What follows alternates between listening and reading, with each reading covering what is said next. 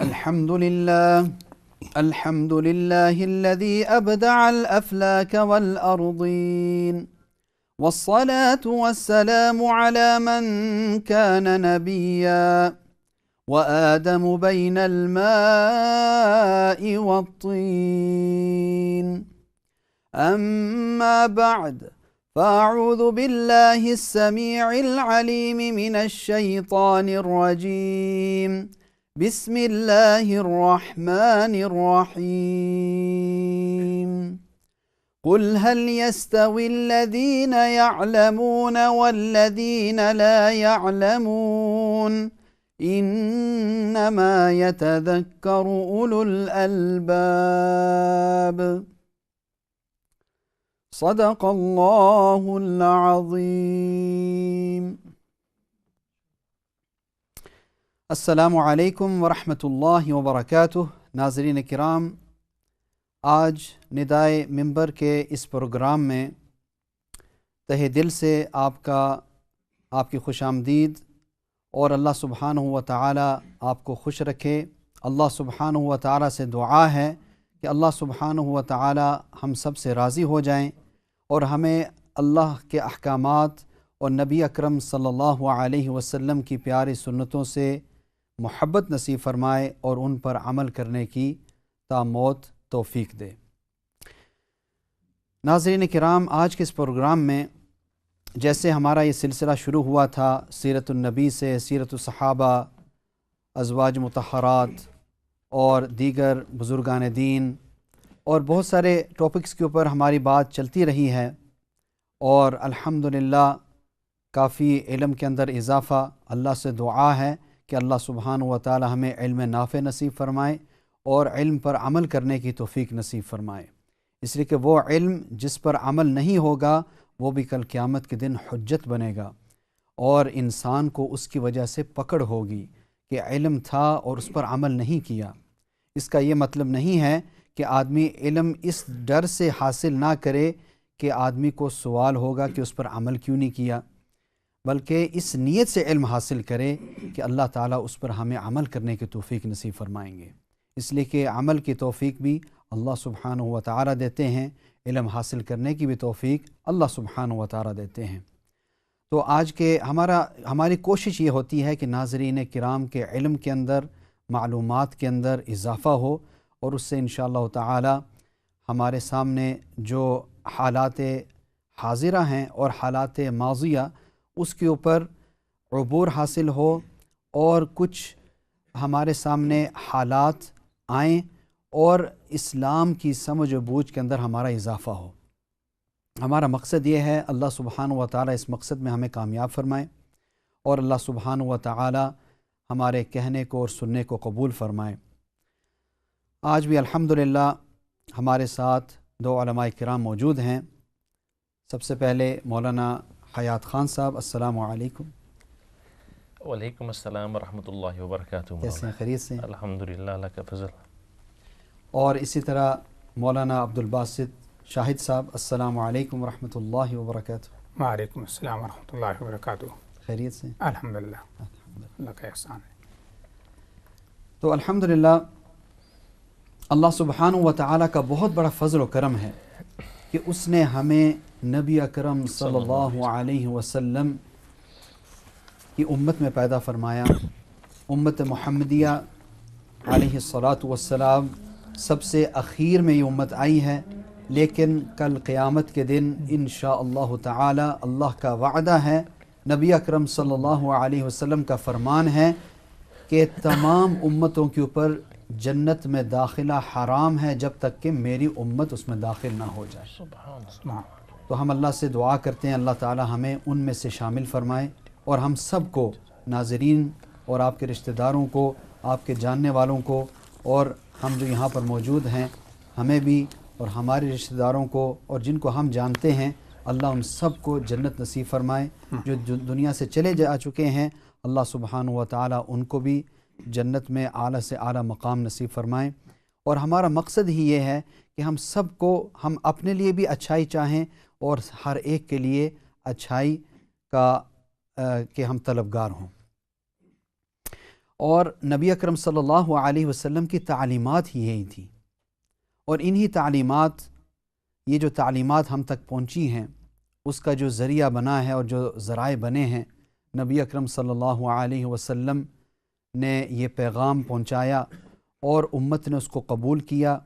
آگے پھر اس سلسلے کو انہوں نے، یعنی کہ صحابہ کرام نے تابعین تک، اور تابعین کہتے ہیں ان کو جنہوں نے صحابہ کرام سے ملاقات کی ہو اور ان سے استفادہ کیا ہو ایمان کی حالت کے اندر، اور ایمان کی حالت میں ان کا انتقال ہوا ہو، ان کو تابعین کہا جاتا ہے۔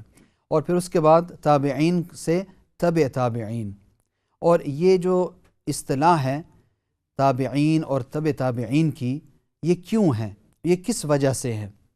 اس کی وجہ خود نبی اکرم صلی اللہ علیہ وسلم نے ارشاد فرمائی کہ خیر القرون قرنی ثم الذین یلونہم ثم الذین یلونہم، کہ سب سے بہترین زمانہ قرن کہتے ہیں جو پہلا جو 100 سال کو کہا جاتا ہے، تو جو پہلا 100 سال ہے جو سب سے بہترین ہے وہ میرا زمانہ ہے، وہ میرا قرن ہے۔ پھر اس کے بعد ثم الذین یلونہم، قرن یعنی کہ ثانی، پھر اس کے بعد اگلا دور قرن ثالث۔ تو یہ 3 زمانے ہیں۔ اسی وجہ سے تابعین اور تبع تابعین کے زمانے کو ایک خاص اثر اور ایک خاص خصوصیت یعنی کہ حاصل ہے، اور اسی وجہ سے علماء کرام بھی فرماتے ہیں کہ اگر کسی مسئلے کے اندر صحابہ کرام کے دور میں اجماع ہو جائے، سارے متفق، سارے علماء کرام اور سارے جو اس کی استطاعت رکھتے ہیں، علم رکھتے ہیں، وہ اگر متفق ہو جائیں کسی بات کے اوپر تو وہ تمام کے لیے حجت بن جاتا ہے۔ اسی طرح اگلے زمانے کے اندر یعنی تابعین کے زمانے کے اندر کسی ایک بات کے اوپر اتفاق کیا گیا ہو تو وہ بھی تمام امت کے لیے حجت بن جاتی ہے۔ اسی طرح جو تابعین کے اندر کے زمانے کے اندر کوئی ایسی بات طے ہو جائے، بہرحال اس میں تھوڑا سا اختلاف بھی ہے، بعض جو ہے وہ صرف صحابہ کرام کے زمانے تک ہی اس کو یعنی کہ خاص رکھتے ہیں اور اسی کو مانتے ہیں۔ بہرحال اللہ تعالیٰ جو ہے ہمیں اس کی سمجھ نصیب فرمائے۔ تو آج جن شخصیت اور جس ہستی کا ہم ذکر کریں گے، اللہ اکبر، وہ ایک ایسی ہستی ہیں، اللہ سبحانہ و تعالیٰ نے ان کو، ان کے والد صاحب جو تھے وہ حضرت عثمان غنی رضی اللہ تعالیٰ عنہ کے زمانے کے اندر، بلکہ ان کے دادا جو تھے، ان کے جو دادا تھے وہ حضرت عثمان غنی رضی اللہ تعالیٰ عنہ کے ساتھ رہا کرتے تھے، اور ان کے ایک خاص دوست کے لحاظ سے بھی تھے، اور ان کے پاس اکثر آیا جایا کرتے تھے۔ علماء کرام انشاءاللہ اس پہ روشنی ڈالیں گے۔ اور پھر اس کے بعد ان کے والد صاحب، وہ بھی بڑے نیک آدمی اور تابعین میں سے، اور پھر ان امام کا جن کا آج ہم ذکر کریں گے وہ کوئی اور نہیں ہے بلکہ حضرت امام مالک ابن انس رضی اللہ تعالی عنہ رحمہ اللہ تعالی رحمتاً واسعہ ہیں، جو امام دار الہجرہ کے لقب سے بھی مانے جاتے ہیں، کہ مدینہ طیبہ کے اندر ہی رہائش پائی اور علم حاصل کرنے کے لیے وہاں ہی رہے، بلکہ کہیں باہر نہیں گئے، کہ ان کو ایک تو نبی اکرم صلی اللہ علیہ وسلم کے ساتھ جو محبت تھی، اللہ اکبر، کہ جب بھی نبی اکرم صلی اللہ علیہ وسلم کا ذکر آتا، حضور صلی اللہ علیہ وسلم کا کوئی بات یعنی کہ کوئی سننے میں آتی تو فوراً متوجہ ہو جاتے، اور بالکل اب رنگ بھی ان کا جو ہے وہ یعنی چینج ہو جاتا، اور بڑے ادب کے ساتھ اور احترام کے ساتھ، بلکہ احادیث کا جب سلسلہ ان کا تھا، جب احادیث جب پڑھاتے تھے تو ایک مرتبہ شاگرد کہتے ہیں کہ ہم نے اپنے استاد حضرت امام مالک رحمہ اللہ تعالیٰ کو دیکھا کہ حدیث پڑھا رہے ہیں، کبھی ان کا رنگ سرخ ہوتا ہے، کبھی جو ہے پیلا پڑتا ہے، معلوم نہیں ہمارے استاد کو آج کیا ہے، لیکن بالکل کوئی حرکت نہیں فرما رہے اور اپنے سبق کے اندر بالکل خلل نہیں فرما رہے۔ اور بعد میں جب دیکھا اپنے شاگرد کو درس کے بعد، جب حدیث کا درس ختم ہوا تو کہا کہ دیکھو پیچھے کیا چیز تھی، تو کوئی بچھو تھا جس نے ان کو جو ہے کئی جگہ سے ڈھسا، لیکن اس کو برداشت کر لیا، انہوں نے اس کو برداشت کر لیا، لیکن یہ برداشت نہیں ہوا کہ نبی اکرم صلی اللہ علیہ وسلم کی حدیث کا جو درس ہو رہا ہے اس میں کوئی خلل آئے۔ اتنی محبت نبی اکرم صلی اللہ علیہ وسلم سے، اور اس وجہ سے کہیں بھی انہوں نے باہر نہیں گئے بلکہ اندر ہی مدینہ کے اندر استفادہ کرتے رہے۔ تو اللہ سبحانہ و تعالی ہمیں بھی نبی اکرم صلی اللہ علیہ وسلم کی سچی پکی محبت نصیب فرمائے، اور ان تمام حضرات سے جو کہ واقعی اللہ کے ولی تھے، الا ان اولیاء اللہ لا خوف علیہم ولا هم یحزنون، یہ اللہ کے دوست تھے، یہ اللہ کے قریب تھے، اور اللہ سبحانہ و تعالی کے مقبول بندے تھے۔ تو اللہ تعالی ہمیں بھی ان سے محبت نصیب فرمائے۔ اس لیے ایک دعا ہے کہ اللہ تعالی مجھے آپ کی محبت، اور جو آپ سے محبت کرے اس کی بھی محبت، اور وہ عمل جو آپ کی محبت کا ذریعہ بنے اس سے بھی محبت نصیب فرما۔ تو اللہ سبحانہ و تعالی ہمیں اس پر عمل کرنے کی توفیق نصیب فرمائے۔ تو انشاءاللہ تعالی اپنے اس سلسلے کو آگے جاری کرتے ہیں، اور میں مولانا حیات خان صاحب سے عرض کروں گا انشاءاللہ تعالی اگر آپ ان کے جو اوائل کے جو حالات ہیں، نام، نسب، کہاں سے آئے تھے، اور یہ تھوڑا ہسٹوریکل بیک گراؤنڈ انشاءاللہ تعالی اس پر۔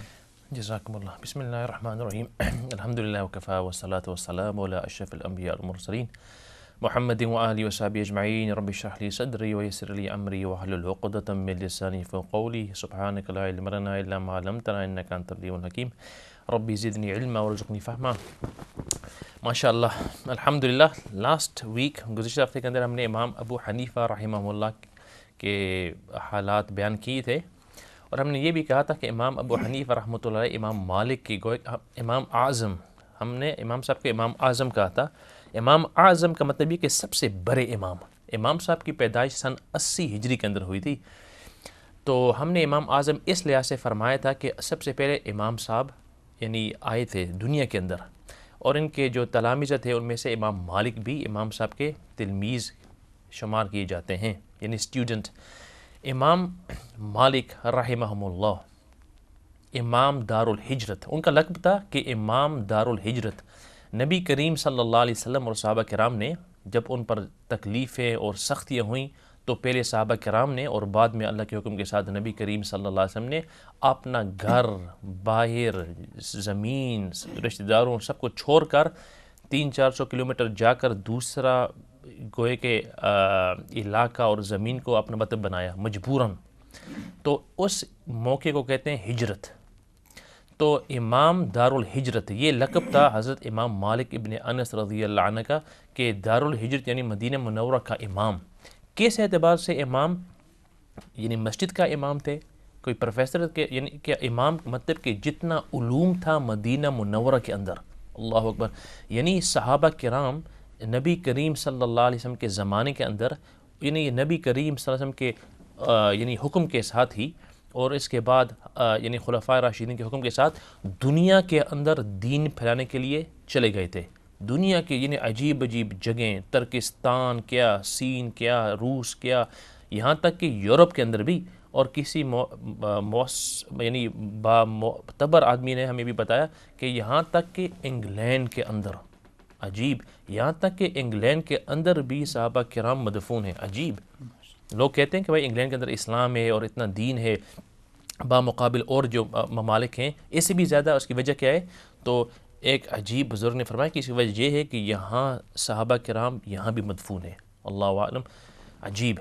تو خیر، امام مالک کو امام دار الحجرت کہا گیا۔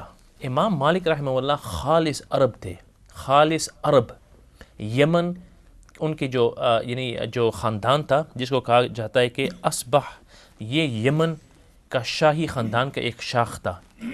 تو امام مالک رحمہ اللہ کے میں آپ کے سامنے یعنی ان کے تقریباً 10 جو کہتے ہیں نا لینیج، نسب نامہ بیان کرتا ہوں۔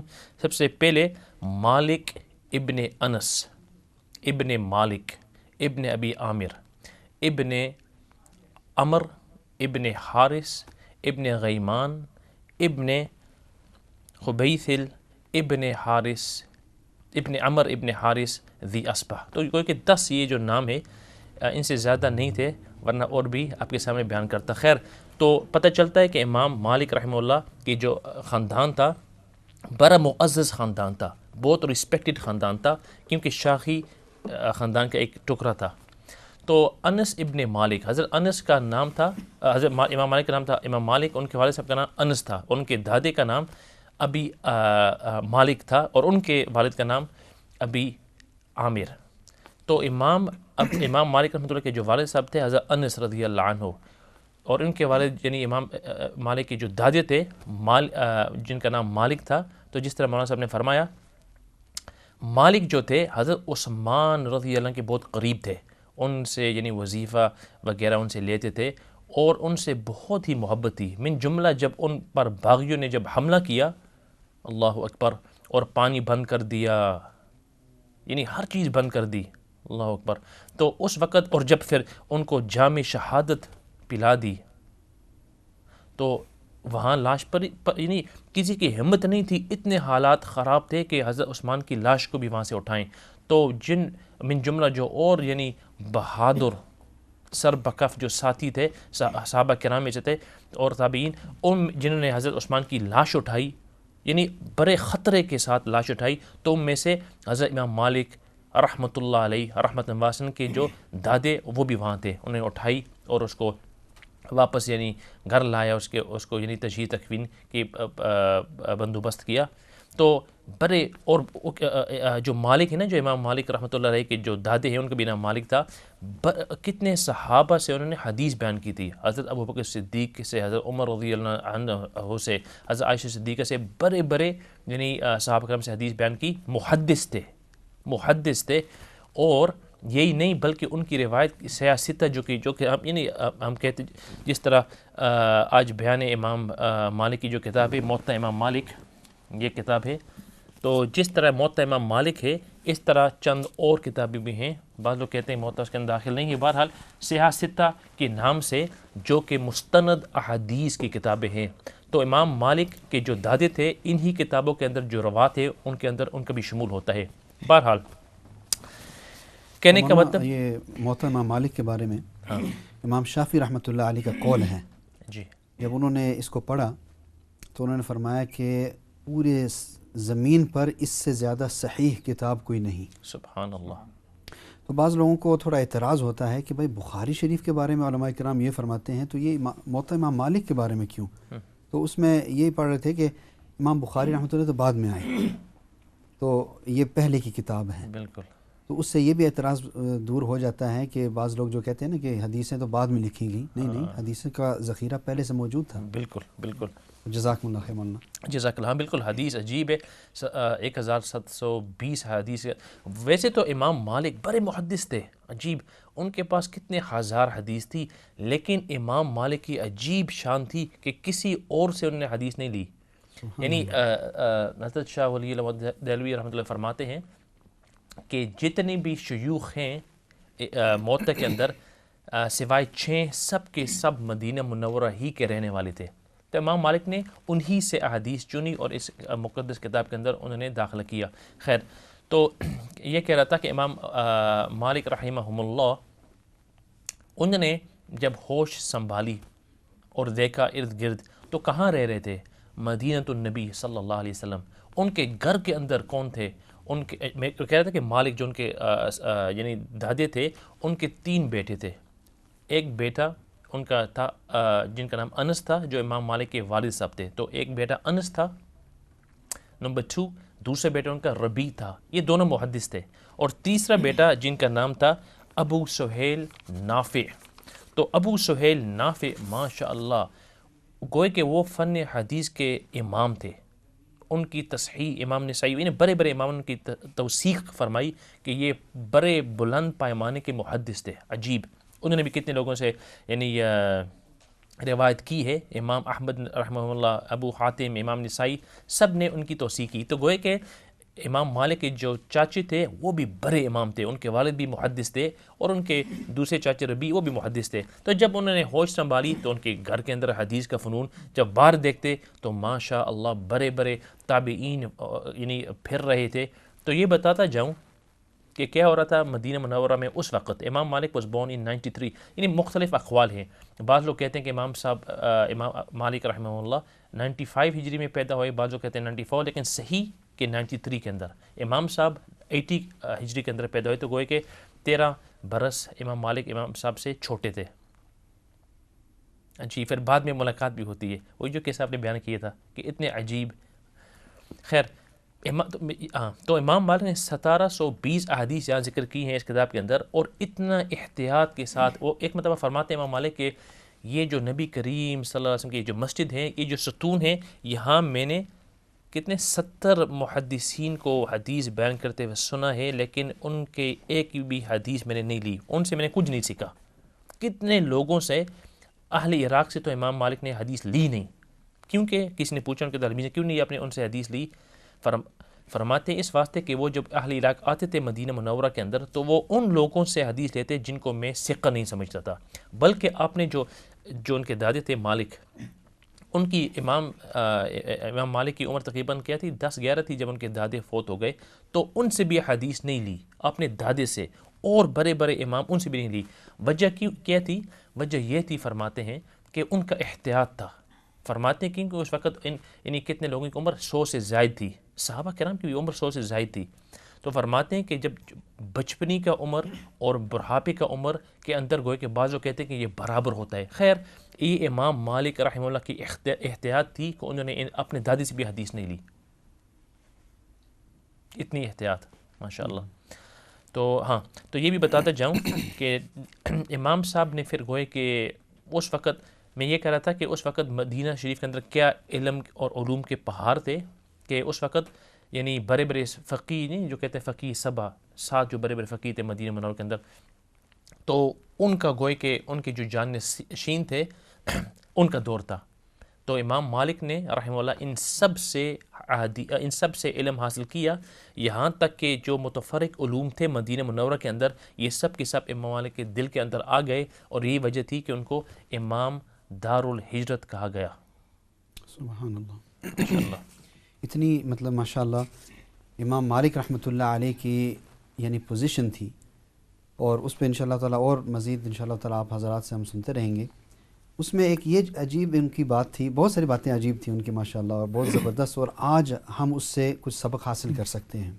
ایک تو کہ ممالک بعیدہ سے یعنی دور ملکوں سے کچھ لوگ مسئلے مسائل پوچھنے کے لیے ان کے پاس آتے تھے تو ان کو جواب نہیں دیتے تھے. تو اس میں ایک حکمت ہے، آج بھی اس کے اوپر جو ہے ہمیں تھوڑا غور کرنے والی بات ہے کہ بہت سارے مسائل ایسے ہوتے ہیں.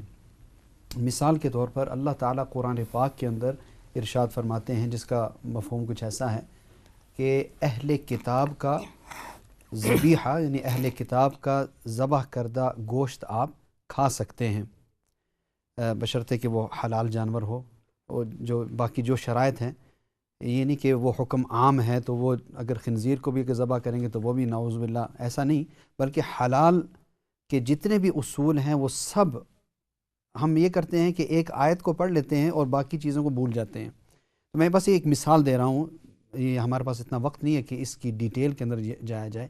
اب اہل کتاب کون ہیں؟ آیا آج کے عیسائی اور یہود ہیں یا نہیں ہیں؟ بہرحال یہ ایک الگ سی بحث ہے. تو بہت سارے لوگوں نے عرب ممالک سے استفتاء منگوائے یہ حال ہی کے اندر، زیادہ سال نہیں ہوئے. تو وہاں کے علماء کرام انہوں نے بعضوں نے تو فتوے نہیں دیے اور بعضوں نے جو ہے وہ فتوے دیے کہ بھائی وہ اہل کتاب ہیں، ایک یعنی کہ کرسچن ہیں، اپنے آپ کو عیسائی کہتے ہیں، تو اہل کتاب ہوئے تو اس لیے جو ہے اب ان کا ذبیحہ کھا سکتے ہیں. یہ ان کا فتویٰ تھا اور بہت سارے اس پر عمل کرنے شروع کر دیے. لیکن یہاں کے جو لوکل علماء کرام جب وہ تحقیق جب انہوں نے کی، جب ان کو پتہ چلا کہ بھائی یہاں پر تو اہل کتاب پہلے تو ہیں یا نہیں ہیں، یہ ایک بہت بڑا مسئلہ ہے کہ کہتے تو یہ ضرور ہیں کہ ہم عیسائی ہیں، لیکن ان سے یہ پوچھا جائے کہ بھائی آپ خدا کو مانتے ہیں تو کہتے ہیں بھائی ہم تو مانتے نہیں، ہم تو شک کے اندر ہیں. تو اب ایک آدمی شک کے اندر ہے تو وہ کیسے عیسائی ہو سکتا ہے؟ تو آیا پھر یہ اہل کتاب ہیں کہ نہیں ہیں، اور پھر جو ذبح کرنے کا جو طریقہ تھا جس کی وجہ سے اللہ تعالیٰ نے اس کی اجازت دی تھی، آیا وہ اس پر آج عمل کر رہے ہیں کہ نہیں کر رہے؟ تو معلوم کیا ہوا کہ یعنی باہر سے استفتاء پوچھنا اور مسئلہ پوچھنا کچھ ضروری نہیں ہے کہ ان کو ان حضرات کا ماشاءاللہ علم کے اندر وہ یہاں لوکل علماء سے بھی زیادہ ہوں گے، اس میں تو کوئی شک نہیں، لیکن یہ کہ ساری چیزوں کے اوپر ان کو عبور حاصل ہو یہ کچھ ضروری نہیں ہے۔ اور بعد میں یہی پتہ چلا، پھر دوبارہ ان علماء کرام سے رابطہ کیا گیا اور پھر انہوں نے اپنے فتاوی کو بدلا۔ تو یہ ایک مثال ہے کہ امام مالک رحمۃ اللہ علیہ بھی کہ جو لوکل ہوتے ان کو تو مسئلہ بتا دیتے، لیکن جو باہر سے آتے ان کو نہیں بتاتے کہ حالات سے وہ واقف نہیں ہے، وہاں کے حالات سے۔ سبحان اللہ۔ جی، مفتیان کرام کو پہچاننے کے ہر جو مسئلہ ہوتا ہے جو رہنے والے ہوتے ہیں اس علاقے کے اندر انہی کو پوچھنا چاہیے، کیونکہ حالات ہر جگہ کے الگ ہوتے ہیں ماشاءاللہ۔ تو بلکہ ایک واقعہ بھی ہے کہ ایک آدمی 6 مہینے کا سفر کر کے ایک مسئلہ پوچھنے کے لیے آیا، تو امام مالک رحمۃ اللہ علیہ سے جب مسئلہ پوچھا تو انہوں نے کہا کہ کہہ دینا جا کے واپس کہ مالک نے جواب دینے سے انکار کر دیا۔ تو مطلب کہ حالانکہ وہ 6 مہینے کا سفر انہوں نے طے کیا، انہوں نے کہا آپ کی قربانی اللہ تعالیٰ اس کا آپ کو اجر دیں گے، لیکن اس کا جواب میں نہیں دے سکتا۔ جی، اللہ اکبر۔ کمال احتیاط تھی، جی، کمال احتیاط۔ جی۔ تو ابھی میں مولانا عبدالباسط صاحب کو عرض کروں گا انشاءاللہ تعالیٰ کچھ امام صاحب کی مجلس درس اور تلامذہ کے بارے میں انشاءاللہ تعالیٰ کو تھوڑی بہت روشنی فرمائیں انشاءاللہ۔ بسم اللہ الرحمن الرحیم، نحمدہ و نصلی و نسلم علی رسول الکریم۔ جس طرح آپ سامعین و حاضرین سماعت فرما رہے تھے، امام مالک رحمۃ اللہ علیہ بڑی عظیم شخصیت، مدینہ منورہ کے وہ عالم مدینہ جن کے بارے میں آگے حدیث بھی آئے گی نبی اکرم صلی اللہ علیہ وسلم کے، جس کا وہ مصداق بنتے ہیں۔ امام مالک رحمۃ اللہ علیہ کی مجلس درس اور ان کا اس مجلس درس کی چند خصوصیات ایسی تھیں کہ جو رہنما اصول ہیں اہل علم کے لیے بھی۔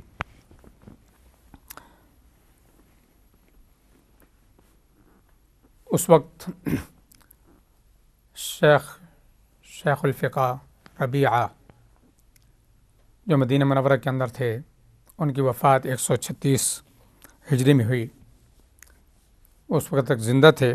امام مالک رحمۃ اللہ علیہ فتویٰ کے مرجع بن گئے تھے، لوگ ان کی طرف رجوع کرتے تھے فتاویٰ کے لیے۔ امام مالک رحمۃ اللہ علیہ نے حضرت ابن عمر رضی اللہ عنہ کی مجلس کے اندر بھی وہ بیٹھے۔ مجلس حضرت ابن عمر رضی اللہ عنہ فن حدیث کے اندر امام صاحب رحمۃ اللہ علیہ کے ایک خاص حضرت نافع مولا ابن عمر رضی اللہ عنہما، ان کی مجلس پہلے ہوتی تھی اور پھر ان کے بعد حضرت مجلس جو ہے حضرت نافع کی، اور اس کے بعد جب ان کی وفات کے بعد امام مالک رحمۃ اللہ علیہ کی مجلس جو ہے وہ باقاعدہ قائم ہونا شروع ہوئی۔ امام مالک رحمۃ اللہ علیہ نے باقاعدہ مسند درس تشکیل دی، اور ان کا زمانہ تقریباً 117 ہجری کا بنتا ہے۔ اس میں اس وقت کے ایک شعبہ جو کوفہ کے رئیس المحدثین تھے، وہ فرماتے ہیں کہ میں نافع کی وفات کے بعد 1 سال بعد مدینہ منورہ آیا تو امام مالک رحمۃ اللہ علیہ نے اپنی مجلس جو ہے وہ قائم کی ہوئی تھی۔ امام مالک رحمۃ اللہ علیہ کی مجلس کے اندر بہت دور دور سے علماء آ کر استفادہ کرتے اور ان کے درس کے اندر بیٹھتے تھے۔ اچھا، ایک خاص ادب اور ایک خاص کیفیت ہوتی تھی ان کے درس کی کہ جب وہ حدیث کے درس کے لیے بیٹھتے تو جب حدیث کو بیان کرنا ہوتا، حدیث کا املا کرانا ہوتا، تو پہلے وضو یا غسل کرتے۔ وضو یا غسل کرنے کے بعد بہت قیمتی لباس پوشاک پہنتے، خوشبو لگاتے اور پورے شان و شوکت کے ساتھ آ کر مجلس درس آ کر قائم کر دے۔ یہ رسول اللہ صلی اللہ علیہ وسلم کی حدیث کا، آپ کے کلام کا وہ کمال درجے کا ادب تھا کہ یہ کلام ایسا ہے کہ جس کلام کو ایسے ہی نہیں پیش کیا جا سکتا، بلکہ جس طرح اس کی شان ہے اسی انداز سے اس کو پیش کیا جائے گا۔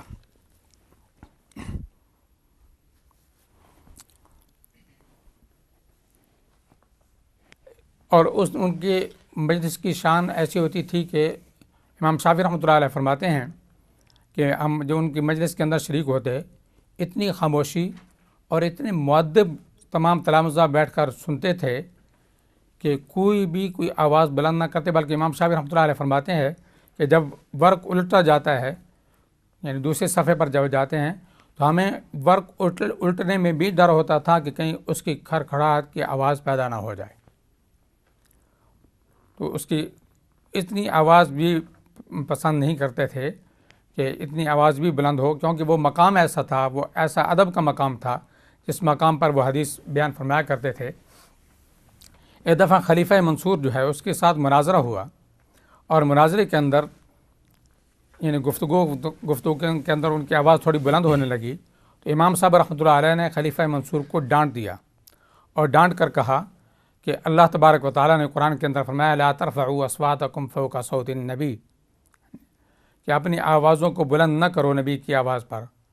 ایک تو وہ مقام کہ نبی اکرم صلی اللہ علیہ وسلم کا روضہ اقدس پاس ہے، اور دوسرا جو کلام بیان کیا جا رہا ہے، جو الفاظ بیان کیے جا رہے ہیں وہ رسول اللہ صلی اللہ علیہ وسلم کے الفاظ ہیں، آپ صلی اللہ علیہ وسلم کے فرامین ہیں، تو ان کے اوپر آواز بلند ہونا، اور اس مقام پر آج بھی جس شخص کو اللہ تبارک و تعالیٰ رسول اللہ صلی اللہ علیہ وسلم کی روضہ اقدس کی حاضری نصیب فرمائے، اس مقام پر کمال احتیاط کی ضرورت ہے، بہت زیادہ احتیاط کی ضرورت ہے کہ وہاں اونچے انداز میں بات کرنا، شور و غل کرنا، آپس میں لڑنا جھگڑنا، یہ اعمال کو برباد کر دینے کے مترادف ہے، یہ خطرہ ہے کہ تمام اعمال جو ہے وہ برباد ہو جائیں۔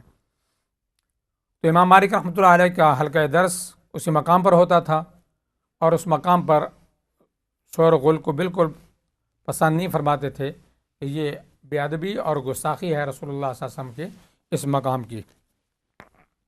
اور طلباء کا اور مسائل پوچھنے والوں کا اتنا ہجوم ہوا کرتا تھا، کبھی عمراء بھی امام صاحب رحمۃ اللہ علیہ کی مجلس کے اندر آتے تھے، علماء آتے تھے، اور دور دور سے لوگ آ کر شریک ہوتے تھے، اور پھر کہتے ہیں کہ جب باہر کا منظر دیکھا جاتا تو وہاں اتنی سواریاں ہوتی تھیں، تو ان سے معلوم ہوتا تھا کہ یہ کیسا بڑا مقام ہے امام مالک رحمۃ اللہ علیہ کا، کہ کتنے لوگ آ کر ان سے مستفید ہو رہے ہیں۔ اور ایک شاعر یعنی سیاحوں کا بھی گزر ہوتا تھا، اور پھر حاضرین کی مؤدب انداز میں وہاں بیٹھنا، خاموشی سے بیٹھنا، اس طرح امام ابو حنیفہ رحمۃ اللہ علیہ ایک دفعہ ان کی مجلس میں بیٹھ گئے تو وہ بھی اسی طرح جس طرح کے دوسرے حضرات وہاں مؤدب ہو کر بیٹھے تھے، امام ابو حنیفہ رحمۃ اللہ علیہ بھی اسی طرح مؤدب انداز میں ان کی مجلس کے اندر شریک رہے۔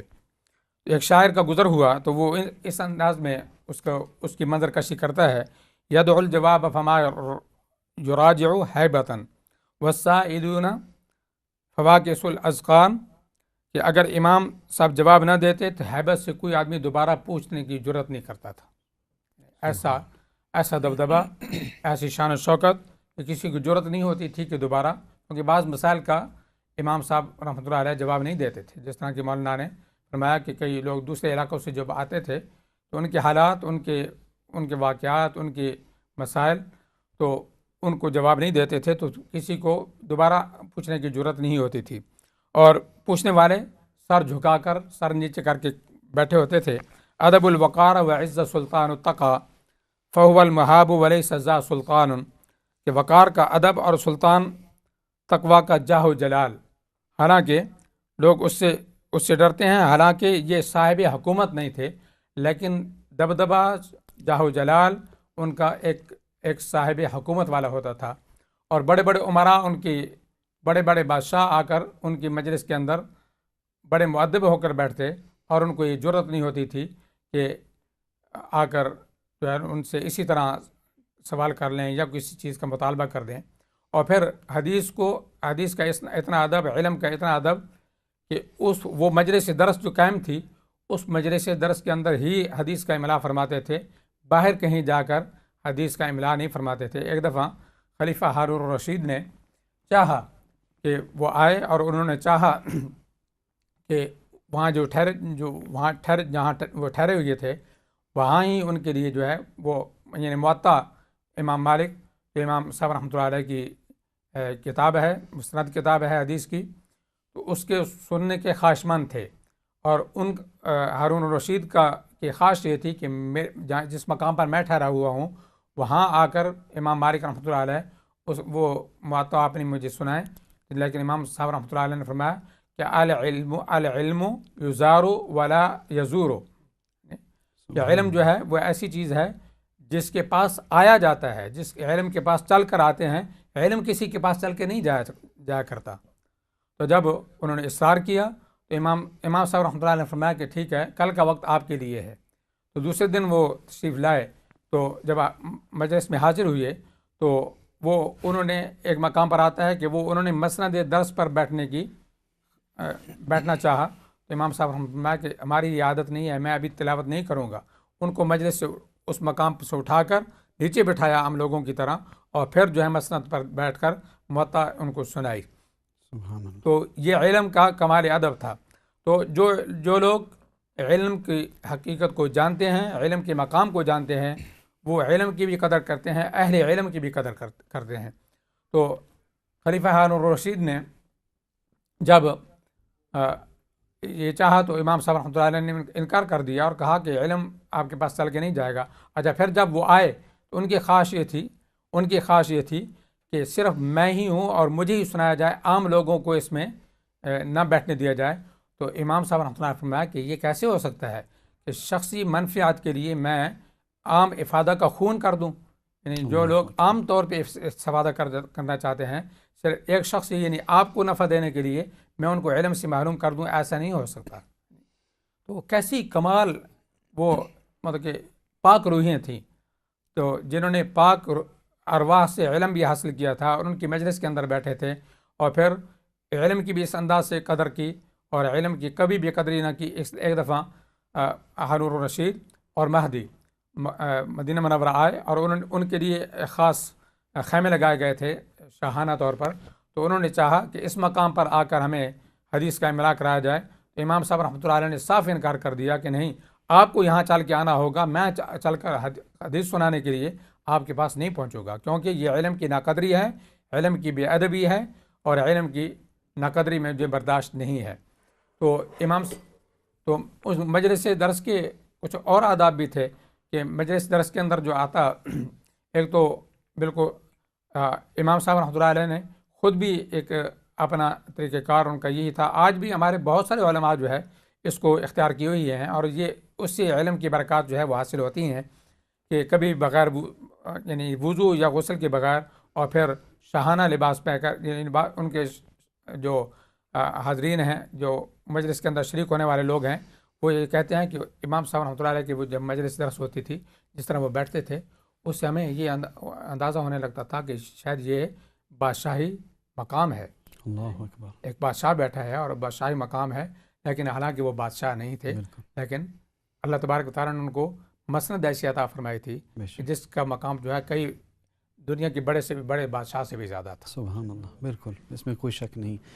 اور ایک ناظرین کے سامنے ایک بات یہ بھی آ جائے کہ بے شک وہ مطلب یعنی جب اپنا درس دیتے تھے تو بڑے لوگ متوجہ ہو کر سنتے تھے، لیکن اس کے باوجود بھی ایسا نہیں تھا کہ امام صاحب کسی اور کی کوئی اگر رائے سننے کو یعنی پسند، نعوذ باللہ، ایسے نہیں تھا، بلکہ ایک مرتبہ کا واقعہ ہے کہ کسی نے پوچھا ایک مسئلہ کہ آیا وضو کے اندر جو پیروں کی انگلیاں ہیں ان کا خلال کرنا چاہیے، یعنی انگلیوں کے درمیان کا جو حصہ ہوتا ہے اس کو دھوتے وقت جو ہے وہاں پر مسا جو ہے یعنی انگلیاں کو گزارنا، یہ مطلب کرنا چاہیے؟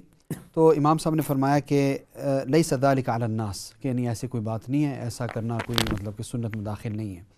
تو بعد میں مجلس کے بعد ان کے ایک شاگرد ہیں وہب رحمۃ اللہ علیہ، وہ آئے اور انہوں نے کہا امام صاحب ایک حدیث ہے، پھر حدیث جو ہے ان کے سامنے یعنی بیان فرمائی کہ جس کے اندر ہے کہ انگلیوں کا خلال کرنا سنت میں داخل ہوتا ہے۔ پھر امام صاحب نے فرمایا کہ حدیث حسن، کہ واقعی یہ حدیث حسن ہے، اور اس کے بعد پھر یہی فتویٰ وہ دیتے رہے، یعنی اپنی رائے کو انہوں نے بدل لیا۔ تو ایسا نہیں تھا کہ نہیں بس جو میں نے کہہ دیا وہی ہے، بلکہ اگر کوئی علم کے اندر اضافہ کرنے والا کوئی شاگرد ہی کیوں نہ ہوتا تو اس کو بھی قبول فرماتے، اور یہ ان کا واقعی اخلاص تھا اور للہیت تھی، اور نبی اکرم صلی اللہ علیہ وسلم کے ساتھ سچی محبت تھی۔ تو ناظرین کرام، امام مالک رحمۃ اللہ علیہ کا ذکر آپ کے سامنے ہم کر رہے ہیں، اور امام مالک کے حالات، کچھ اوائل کے حالات، کس طرح وہ درس دیتے تھے اور کیسی وہ مطلب کہ شخصیت تھی، ان کے اساتذہ کون تھے اور ان کے شاگرد کون تھے۔ تو اس سلسلے کو انشاءاللہ تعالی ہم ابھی بریک پر جانے والے ہیں، تو آپ پھر دوبارہ انشاءاللہ تعالی حاضر ہو کر اور توجہ کے ساتھ سنیں۔ اللہ سبحانہ و تعالی ہمیں اس کی سمجھ نصیب فرمائے، آمین۔ السلام علیکم ورحمۃ اللہ وبرکاتہ۔